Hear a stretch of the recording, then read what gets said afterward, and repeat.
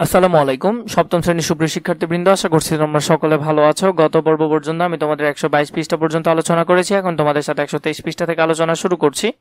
উপপাদ্য 1, এটার ব্যাখ্যা বিশ্লেষণ, এগুলো সবকিছু আমরা খুঁটিনাটি ভাবে জানার চেষ্টা করব। এখানে যা যা আছে সবকিছু চলো আমরা প্রথম থেকে দেখে নিই। এখানে কি আছে? দুটি সমান্তরাল সরল রেখা, এটা একটা এবং এটা একটা, দুইটা সরল রেখা।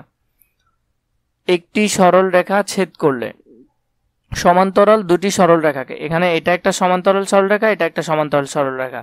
একটি সরল রেখা ছেদ করলে এই আরেকটা সরল রেখা যদি ছেদ করে, একান্ত কোণ জোড়া সবসময় কি হবে? সমান হবে। মানে এই কোণ আমরা তো শিখে এসেছি যে একান্ত কোণ একটা একটা বিপরীত পাশে থাকে। এই কোণা এবং এই কোণা কি হবে?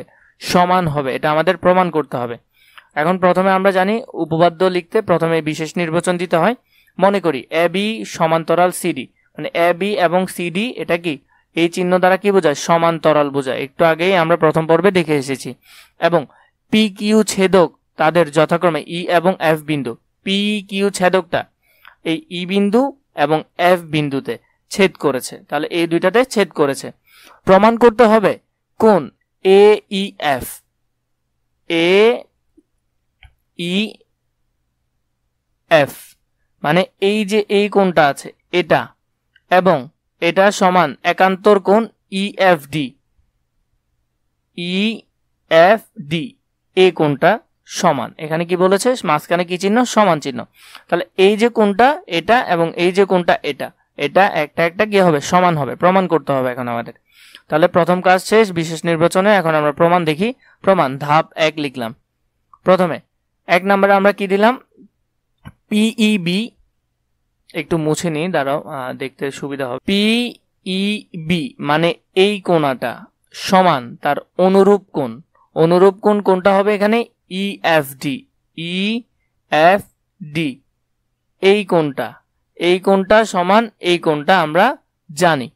এরপরে 2 নম্বরে পিইবি, পিইবি এই সেম আবার এই কোণাটা এবং বিপ্রতীপ কোণ এইএফ, এইএফ মানে এই কোণাটা তাও কি সমান। বিপ্রতীপ কোণও কি হয়? সমান হয়। সুতরাং এইএফ সমান এইএফ, এই কোণা সমান ইএফডি, ইএফডি এটা সমান। তাহলে আমরা এখান থেকে কি পেলাম? প্রমাণিত পেলাম। যেমন যথার্থ সমান্তরাল সরল রেখার সংজ্ঞা অনুসারে অনুরূপ কোণ সমান, বিপ্রতীপ কোণ দ্বয় পরস্পর সমান। এই জন্য 1 ও 2 থেকে আমরা এটা বুঝতে পারলাম। এখান থেকে তো অনেক সহজ এবং ছোট একটা অঙ্ক দিয়েছে মাত্র। তারপর দেখো এখানের মধ্যে আরেকটা কাজ দিয়েছে, প্রয়োজন হলে আমাকে কমেন্ট করে জানাবে। চিত্রে এ বি সমান্তরাল সিডি, এখানের মধ্যে আমাদেরকে দিয়েছে এ বি সমান্তরাল সিডি এবং পি কিউ ছেদক, পি কিউ কি ছেদক, তাদের যথাক্রমে ই ও এফ বিন্দুতে ছেদ করেছে। ই এবং এফ বিন্দুতে কি করে? ছেদ। সুতরাং এখান থেকে আমাদেরকে বলেছে পিইবি সমান অনুরূপ। তাহলে আমরা জানি অনুরূপ কোণ দ্বয় সবসময় সমান হয়। পিইবি, তাহলে পিইবি মানে এ কোণটা সবসময় কিসের সমান হবে? এ কোণের সমান হবে। তাহলে আমরা কি লিখব? ইএফডি, তাহলে এ কোণটা এ কোণের সমান, কারণ আমরা জানি অনুরূপ কোণ সবসময় কি হয়? সমান হয়।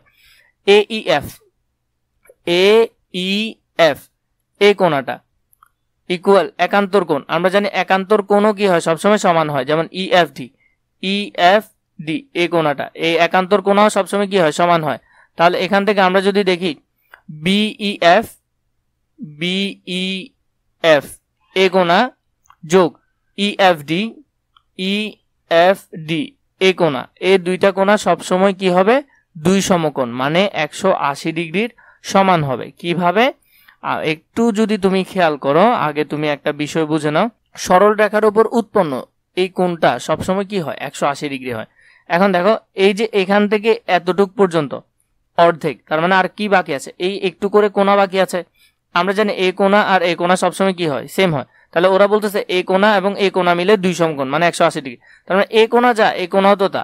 তো একটা সরল রেখার উপর উৎপন্ন পুরো কোণটাই তো 180 ডিগ্রি হয়, মানে 2 সমকোণ হয়। কারণ আমরা জানি এক সমকোণ সমান 90 ডিগ্রি। এখানে আরেকটা কাজ আছে।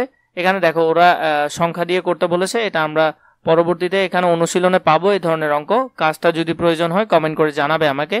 কাজের ফলাফলও এখান থেকে আমরা চাইলে দেখতে পারি। এখানে আমাদেরকে দেখো সেম ভাবে আরেকটা দিয়েছে A B O C D P Q, এটা তোমরা তোমাদের মতো করে নিতে পারবে। একান্তর কোণ